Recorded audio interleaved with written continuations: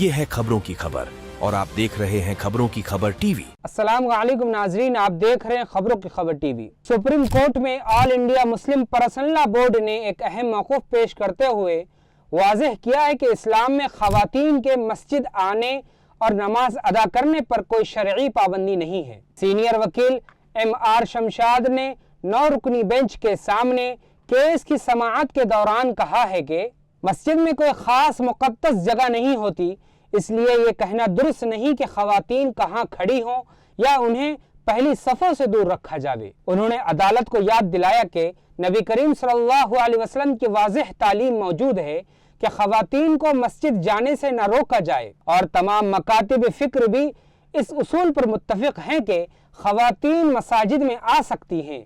अलबत्ता उन्होंने ये भी कहा है कि इस्लामी तालीमात के मुताबिक ख़वातीन के लिए घर में नमाज अदा करना ज़्यादा बेहतर समझा जाता है, जबकि मर्दों के लिए जमात के साथ मस्जिद में नमाज अदा करना ज़रूरी हैसियत रखता है। साथ ही मस्जिद के नज़्म व ज़ब्त और आदाब की पाबंदी हर आने वाले के लिए ज़रूरी करार दी गई। समाअत के दौरान ये नुक्ता भी उठाया गया, एसेंशियल रिलीजियस प्रैक्टिस यानी ERP के नाम पर मजहबी मामलात को जांचने का मौजूदा तरीका इस्लाम के मामले में मुनासिब नहीं समझा जा सकता। ये मामला अब काफ़ी अहमियत इख्तियार कर चुका है और इस पर सुप्रीम कोर्ट के आइंदा समाअत पर सबकी नज़रें टिकी हुई हैं। वीडियो पसंद आई हो तो इसे लाइक करें, शेयर करें और अपनी कीमती राय कमेंट में ज़रूर दें और हमारे चैनल खबरों की खबर टीवी को ज़रूर सब्सक्राइब करना ना भूलें। अस्सलामु अलैकुम।